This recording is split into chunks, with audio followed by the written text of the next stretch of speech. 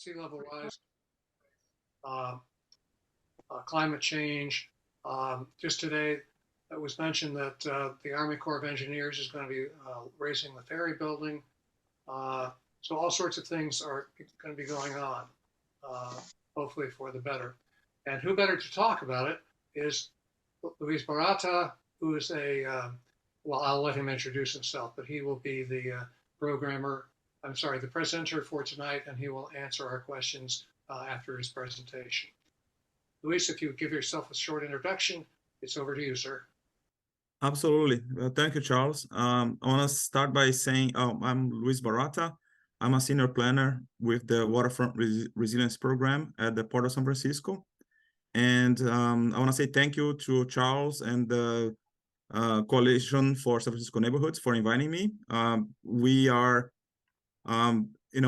always happy to come and talk to the community, community members, different neighborhood groups to explain the work that we are doing, respond questions. And, I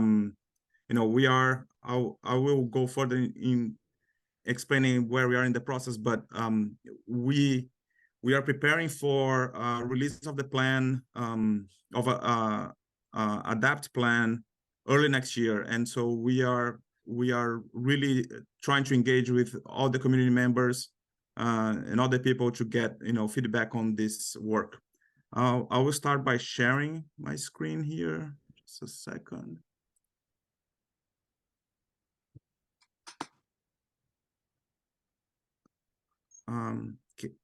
Can you see it? Yeah, we see it fine. Oh, okay, good. Thank you. So let's get it started. Some of the things that I want to cover tonight is I will talk about the Waterfront Resilience program, the short and long-term adaptation efforts. I will provide a quick summary of the community engagement to date that has been done.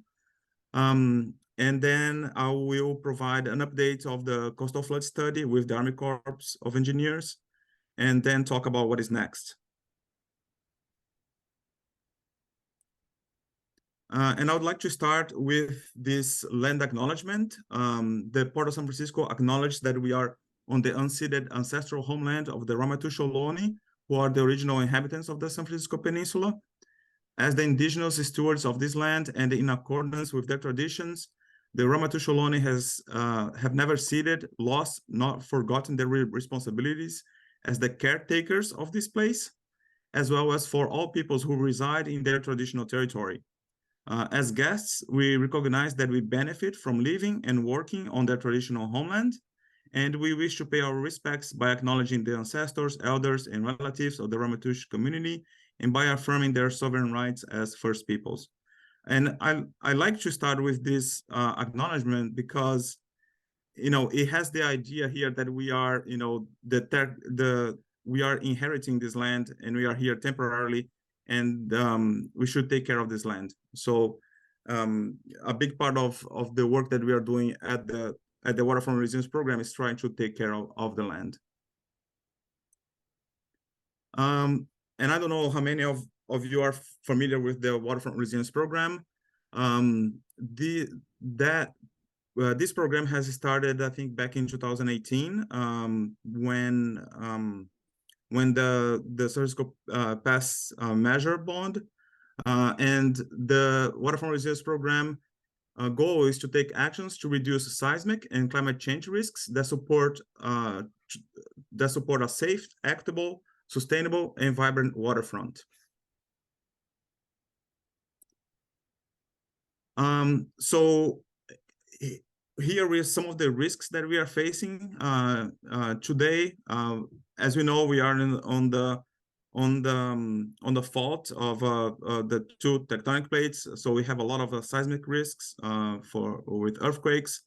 We also have risks of coastal flooding, the flooding that comes from the bay, and also we have inland flooding issues, which are getting exacerbated by the storm events. Both coastal flooding and inland flooding are events that are tend to get worse over time with sea level rise and increasing of the severity of the rain events.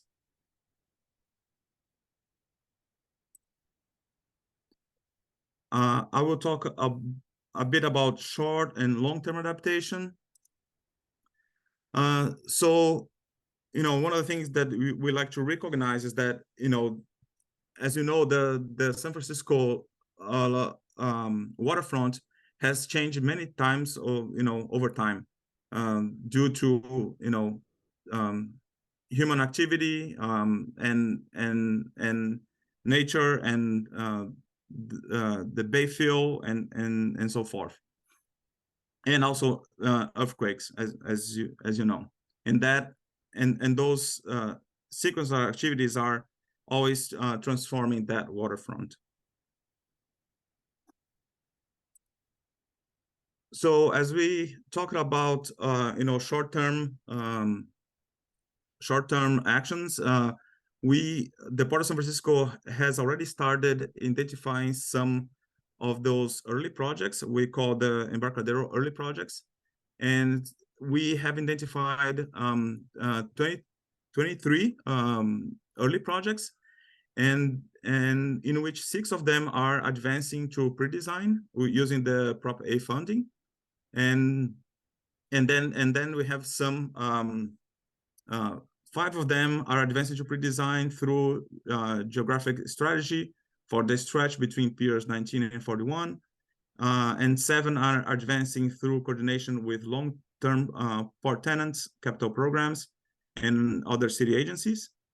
And 2 of them, which are not listed here in the southern waterfront, are identified to advance at the Pier 50 and at Pier 94 and 96.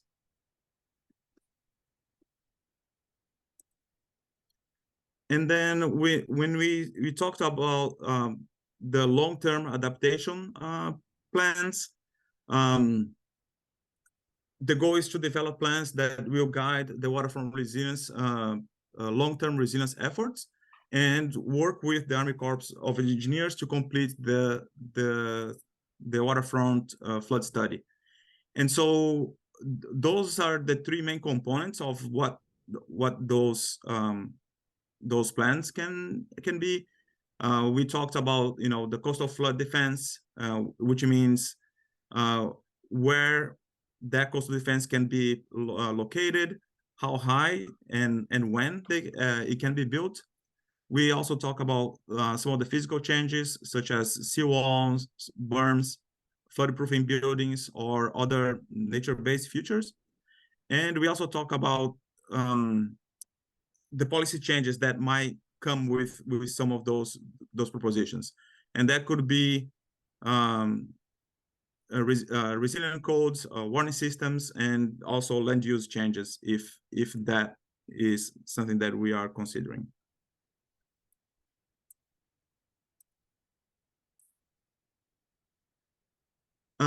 This is the map that shows the coastal and inland flood risks. So this is a map that takes a combination of different flood types, including the coastal flooding, sea level rise, emergent groundwater, which is becoming a big issue, and stormwater. And as you can see, there is several different types of flooding that will affect the city over time.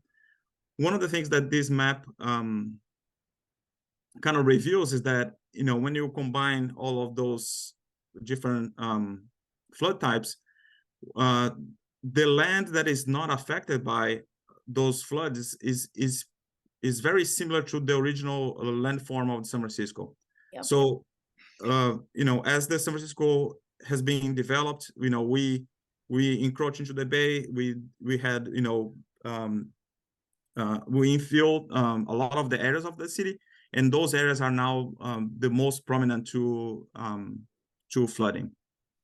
The work that we are doing is divided in 3 main geographies. We are calling the Embarcadero, which extends from the aquatic park all the way to Mission Creek, Mission Bay, which is from Mission Creek all the way up to Warm Water Cove by Dog Patch. And then the Slice Creek Bayview, which is from the Warm Water Cove all the way up to Heron's Head Park in the south. And this is a map that shows the seismic hazards, the potential lateral spread and liquefaction risk. As I mentioned, those areas that were where we had bayfill, those are the areas that are most susceptible to liquefaction because the soil is not very stable, and in case of an earthquake, those areas can get liquefied, and that lateral spread can potentially push the seawall that has been built, open up to the bay. So that those areas that are marked in red are the areas that have more risk. I also noticed here on this plan there is some areas that are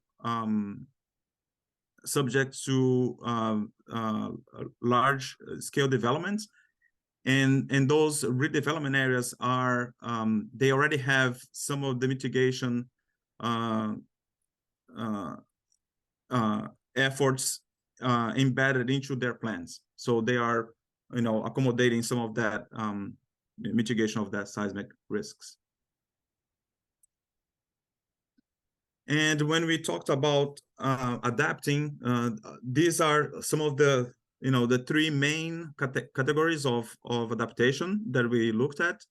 We can defend, which means keeping the coastal water out and stay in place. So basically keep the original shoreline as it is, the original or the existing shoreline as it is. We can accommodate, which means we can let the coastal water come in, but we would still stay in place. So there are some measures that you can accommodate. You can flood-proofing buildings, or you can provide areas for where that water is gonna go. Or the third one here is the retreat, which is you can move out of the area where the water wants to go, and in that case provide space for that water to be.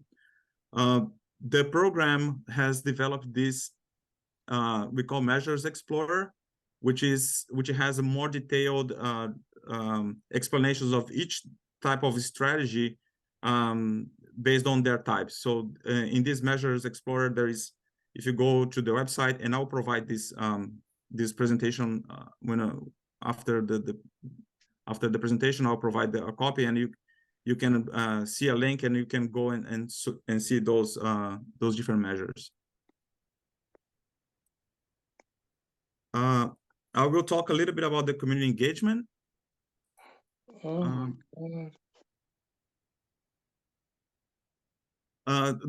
Should I speak or? Go ahead and speak, Luis. Okay.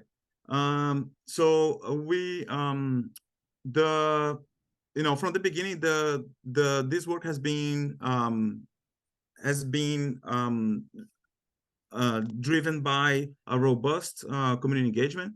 So that those are the three main goals that were originally defined by the community, which is focus on life safety and emergency response, prioritize assets that are most loved by the community and most important to the city, and put the people first in that decision making.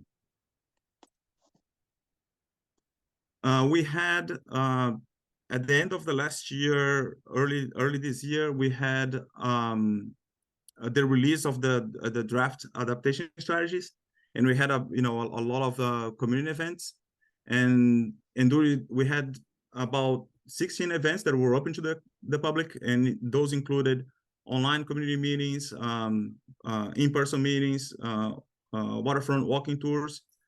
We had in the southern waterfront, we had open house and in-person mixer, and we also hosted multiple focus groups and presentations with community-based organizations, and also with the community advisory councils of the port. We also had story maps that were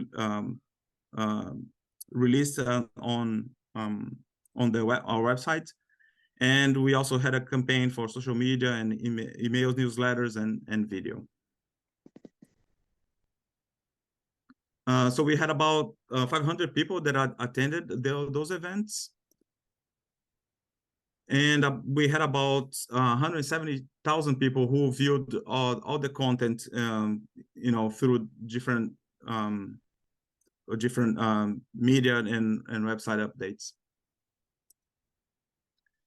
And here's just like a very summarized list of what we heard from the public. Waterfront-wide, the community members indicated that flooding around where they live and work impacts to community safety and disruption to transportation or waterfront access are their top sea level rise concerns. The community members, they support a strategy that defends against higher projected rates of sea level rise, and they were also supporting nature-based approaches and also improving access to the waterfront. Overall, there was no strong preference for one strategy over or not the other one when we are comparing the strategies E, F, and G, which are the strategies that are addressing higher rates of sea level rise. Depending on the geography, there were pros and cons that were identified by each. And then the community members raised many concerns in response to the draft strategies, and those concerns were a lot of times linked to equity and environmental justice implications. As we know, we have some contaminated soils, particularly in the southern waterfront. Some concerns with technical practicalities and questions about costs and feasibility. So I'll give a little bit of a update on the where we are with the study now. So this work for the flood study has been led by the Port of San Francisco in collaboration with all these different city agencies under the Climate SF umbrella.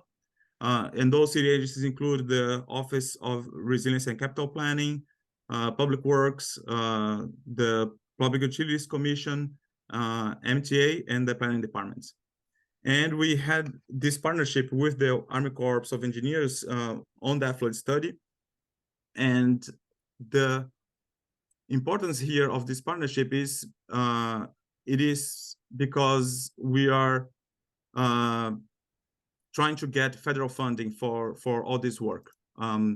So if the Army Corps finds there is a federal interest in this study, that can lead to federal funding that will help to design and build the coastal flood defenses for the 7.5 miles of the Bay waterfront. And as you know, those project costs are going to be really high. They're in the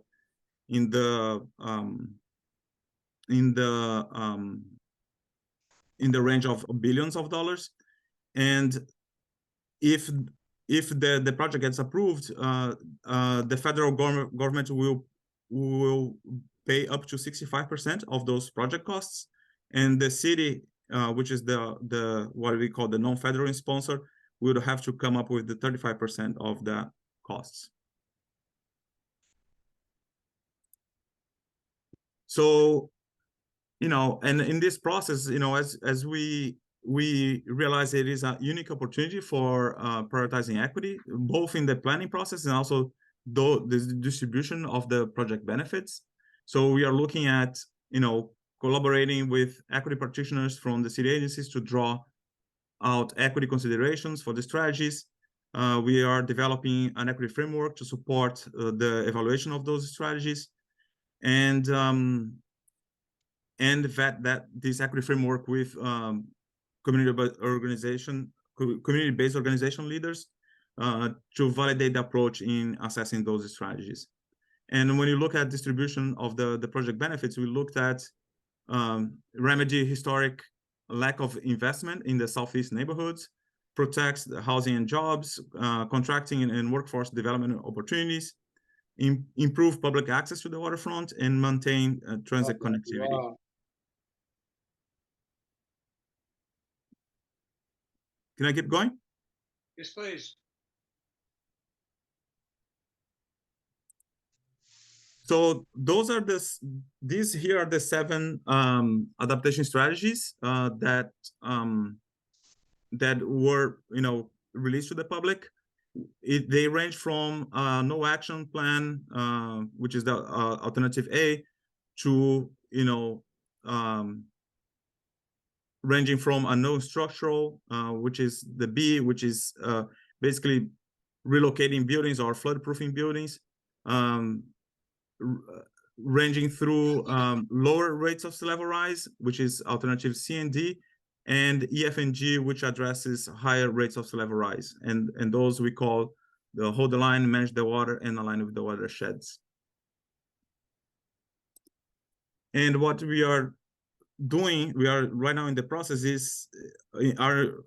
of evaluating those strategies. So we are looking at how we can get the mix and match of the best elements of each one of those strategies, going through this assessment process, looking at the public community feedback, regulatory standards, agency feedback. We're going through a technical evaluation and cost benefits analysis and the equity framework to come up with the draft plan that is going to be released in early next year.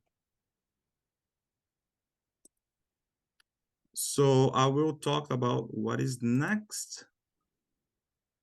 So here is the timeline of the project to date. We have developed those strategies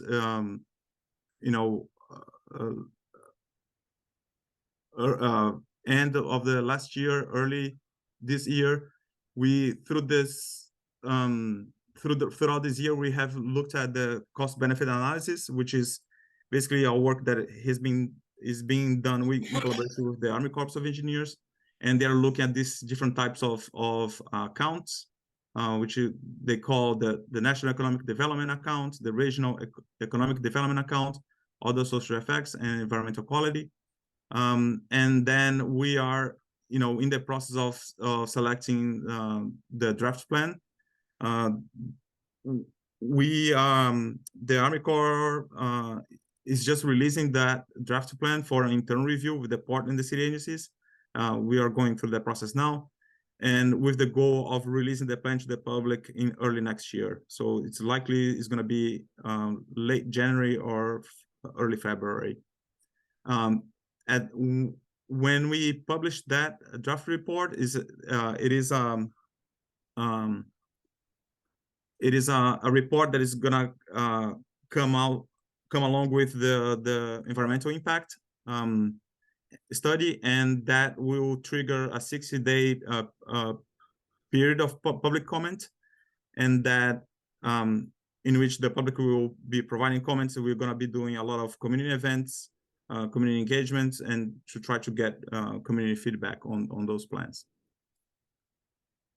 And just to finalize here, I think this is it's something that we are trying to look at as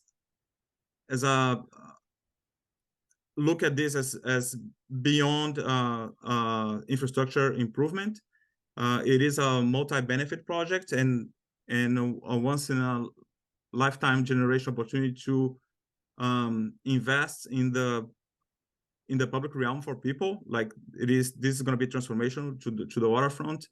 There is also opportunity to integrate natural features to begin to restore natural habitats and provide ecological benefits, and also protect historically disinvested areas from flooding and earthquakes through an equitable and inclusive process. And I think that's all I have on this presentation, and I'm happy to take the questions and comments.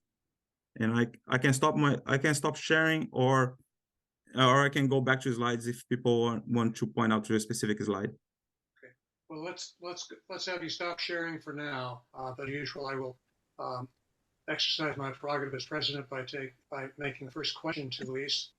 And I just wanted to ask you, your presentation's good. Um, you're talking about sea level rise and other things. I have not heard anything about, though, another issue, which is basically falling land. Um, is there any consideration in any of these strategies or with the Army Corps of Engineers, et cetera, about how to deal with not just the rising sea levels, but also the falling level of the land? Luis? So Charles, you said about, you mentioned falling lands.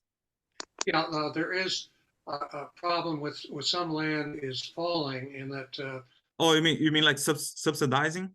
Oh, subsiding. subsiding, yeah, subsiding, not liquefying because there's been Yes.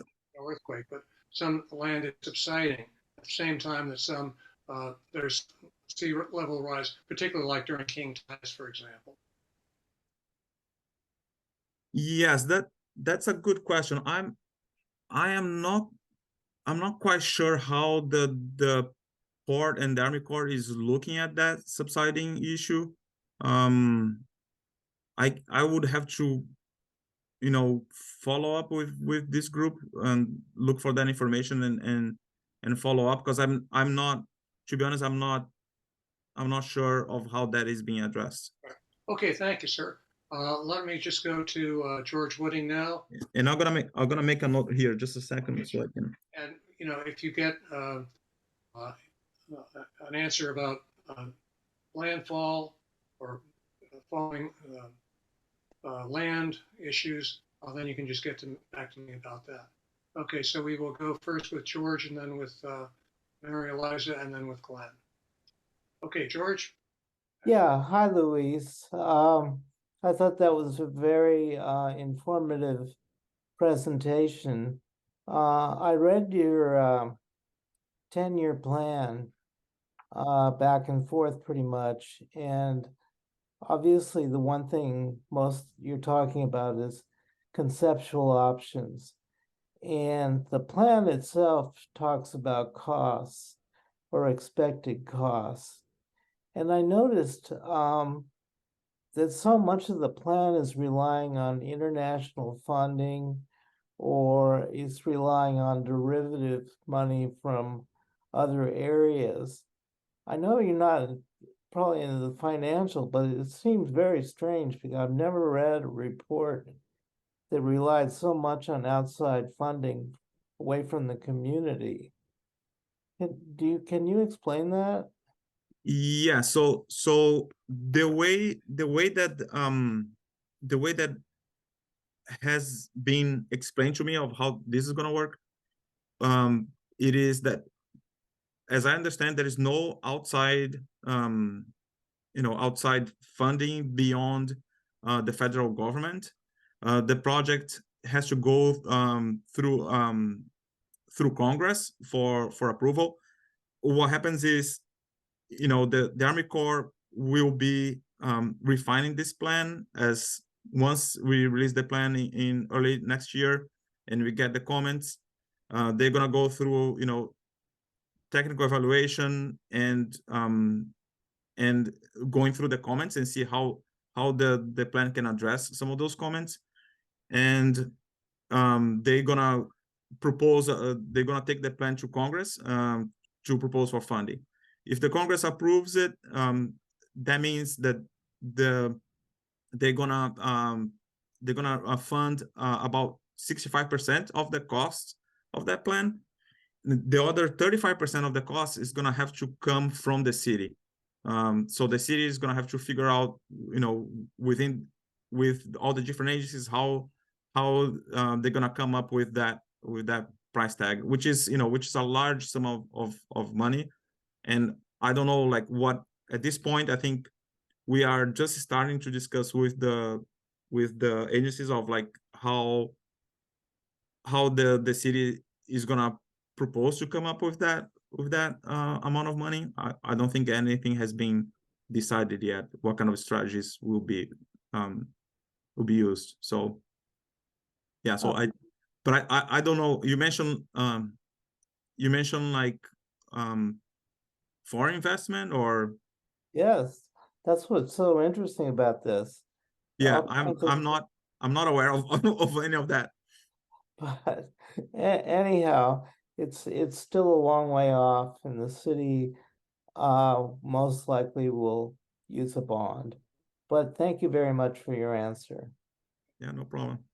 George, thank you for your question. And just to repeat something that Luis said, 65%, I think, of the funding is supposed to come from the federal government, and then 35% is supposed to come from, I assume, local sources.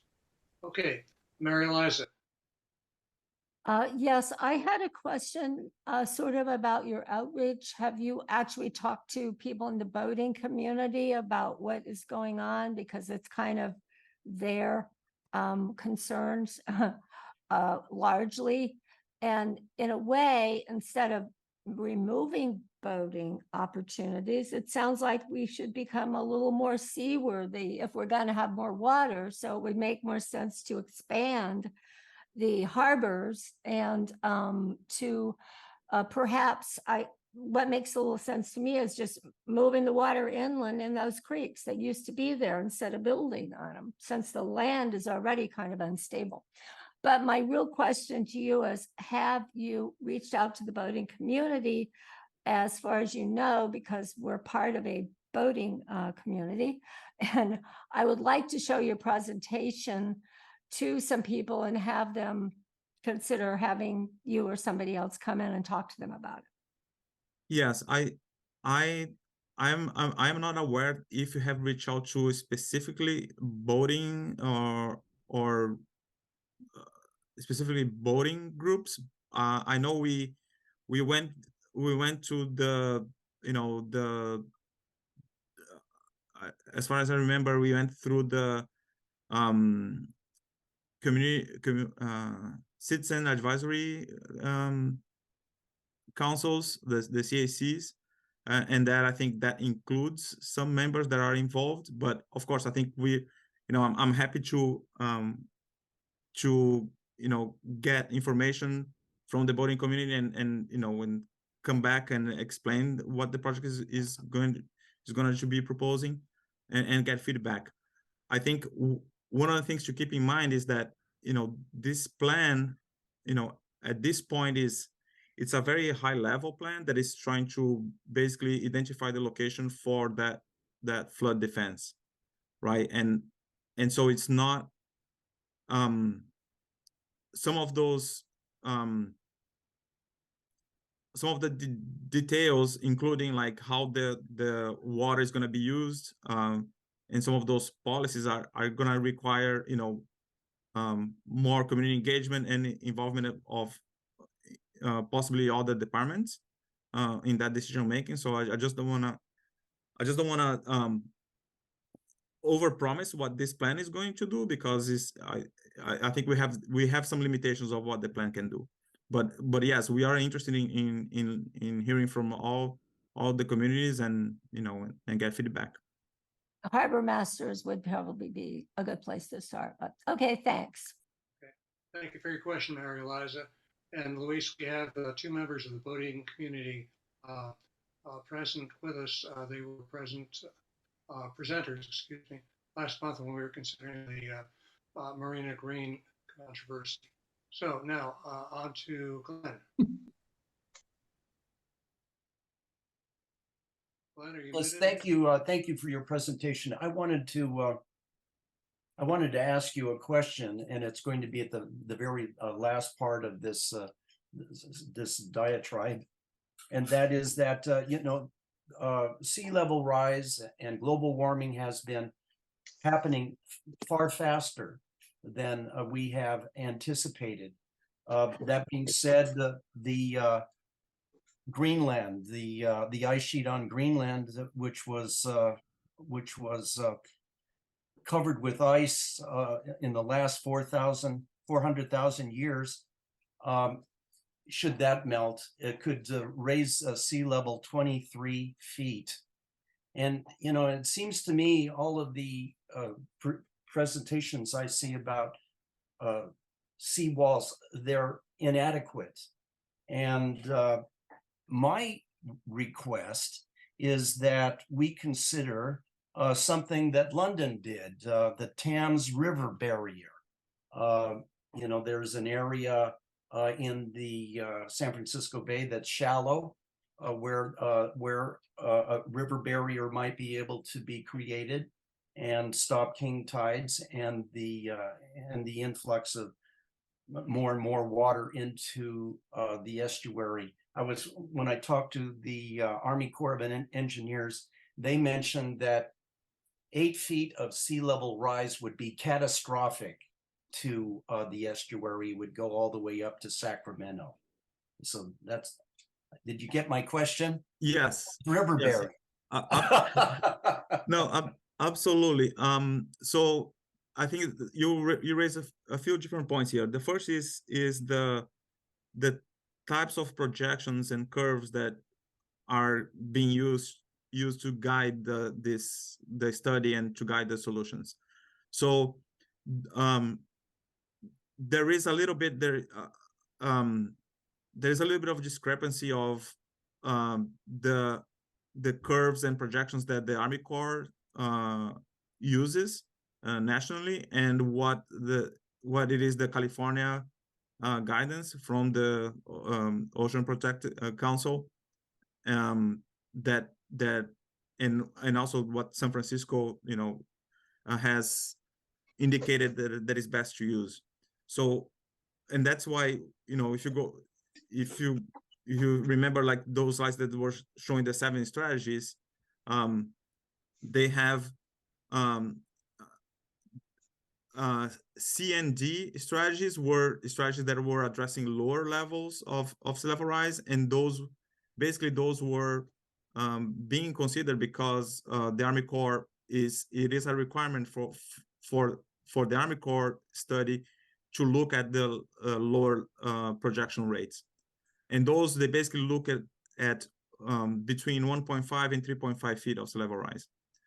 The higher the strategies that are looking at higher rates of sea level rise are looking between 3.5 and 7 feet of sea level rise, and that is in accordance to the local guidance, the OPC and state guidance, and those are the strategies that are looking at those higher rates.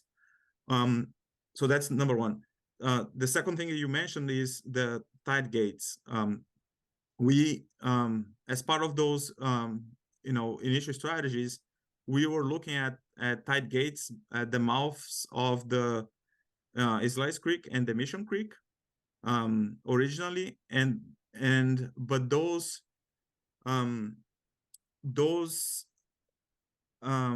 solutions, they are being questioned because of costs, maintenance costs, and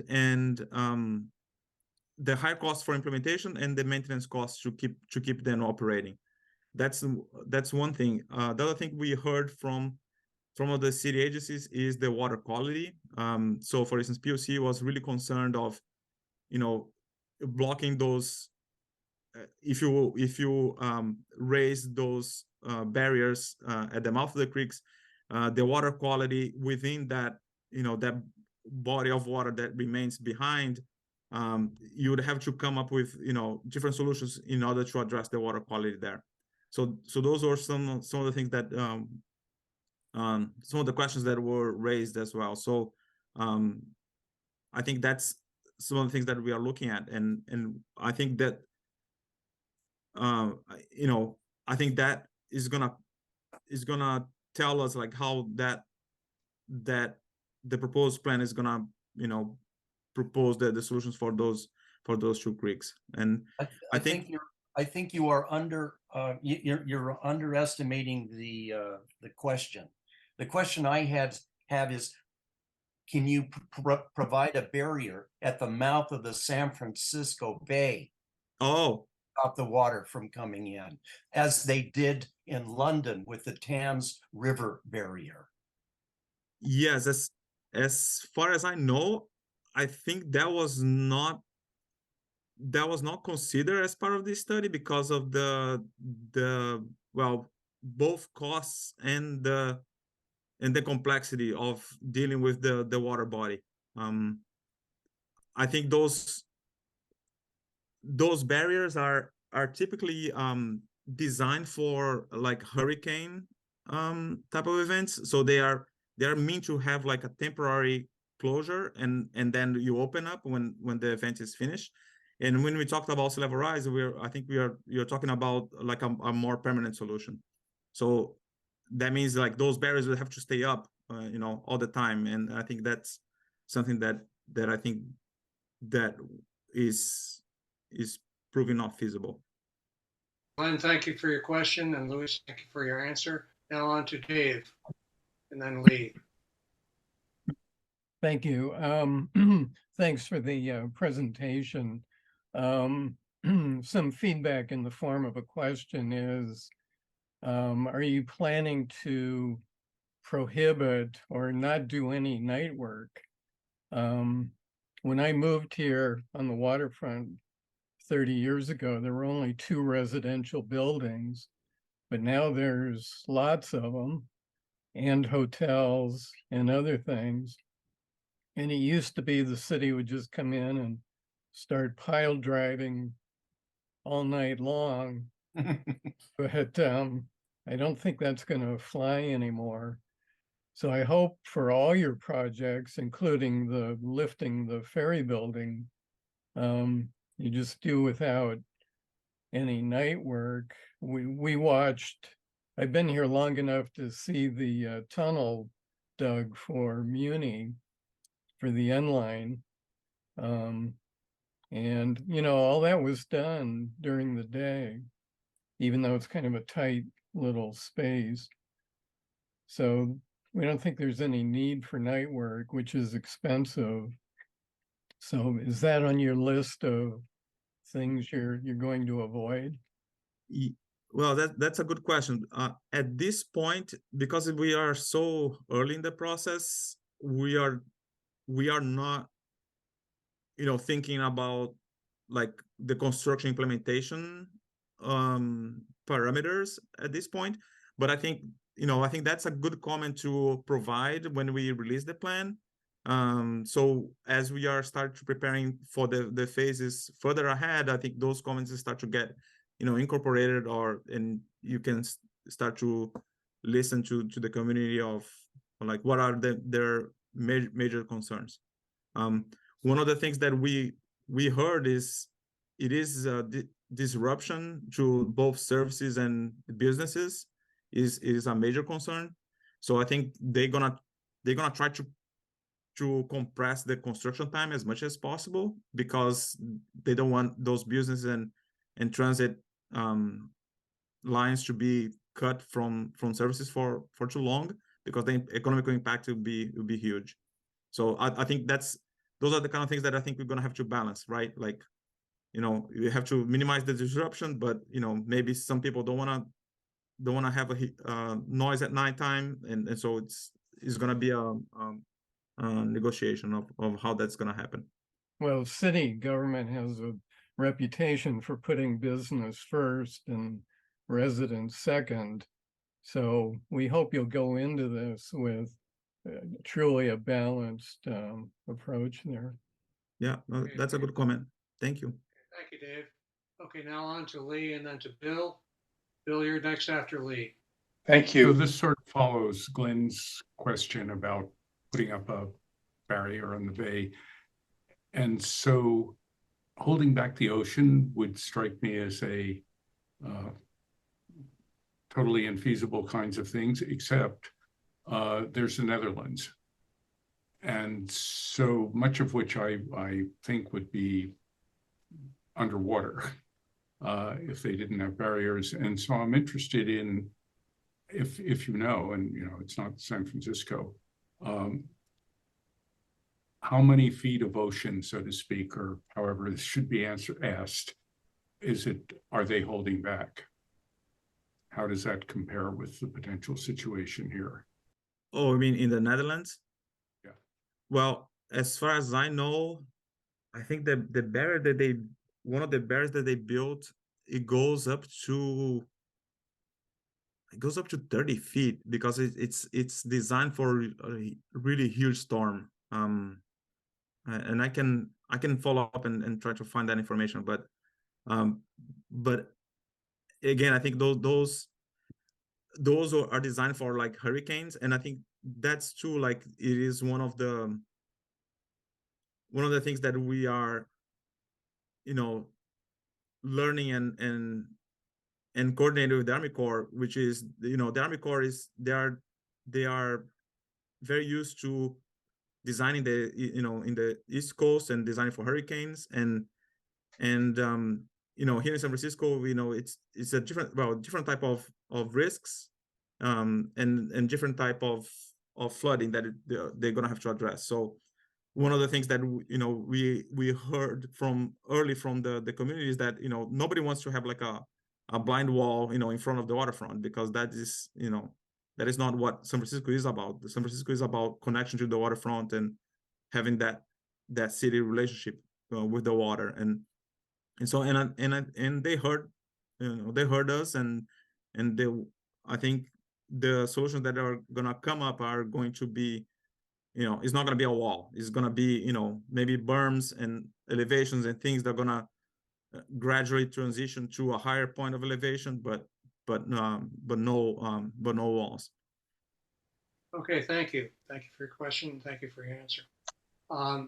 You mentioned San Francisco is about connection with the water, and one of the people that were involved in our program last month lives on the water, who's here tonight. We'll probably have a question to ask you about that. Bill Clark, could you ask your question now? Sure, thank you. I've been following this. It's been in the news, or maybe it was in the last 4 months. I read something about it, and it seemed to be focused around the Embarcadero. And my question, I'm first. Well, I actually maybe have a couple of questions here, and that is that is it focused on areas that you have jurisdiction over, or is it part of a broader plan for the larger San Francisco waterfront? So it is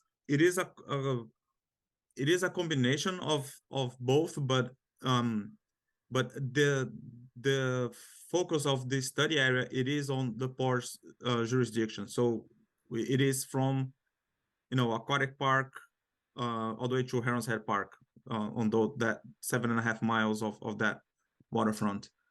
We during our community engagement, we heard that the community wants to know like what the city is doing beyond those areas, because those other areas are also going to be affected by flooding. So we have been working with the different agencies and trying to gather information about like how the city is responding to those, and so we can present to the public. When we come back with this draft plan, we can present to the public what the city is doing to the other to those other areas. But it is a concern. Well, apparently you have jurisdiction over East Harbor. The maps I've seen show that you actually have jurisdiction over all of it, as well as inland from East Harbor. Yet it is licensed apparently to the city via Reckham Park. And I'm wondering if, because your jurisdiction actually extends that far, to what extent is the fair seawall across Marina Green, which was built in the 1930s and hasn't had an upgrade since, and in a 2006 EIR was determined that they would wait until there was another earthquake and to see what collapsed before they decided to do anything about it. Whereas the Embarcadero has received upgrades and all kinds of things in the interim period. So my question is, I feel like that anything past the Embarcadero is kind of being neglected to a certain extent, and along with that, I'm wondering to what degree are your capital plans integrated with the PUC's capital plans? Because the PUC apparently is directly involved with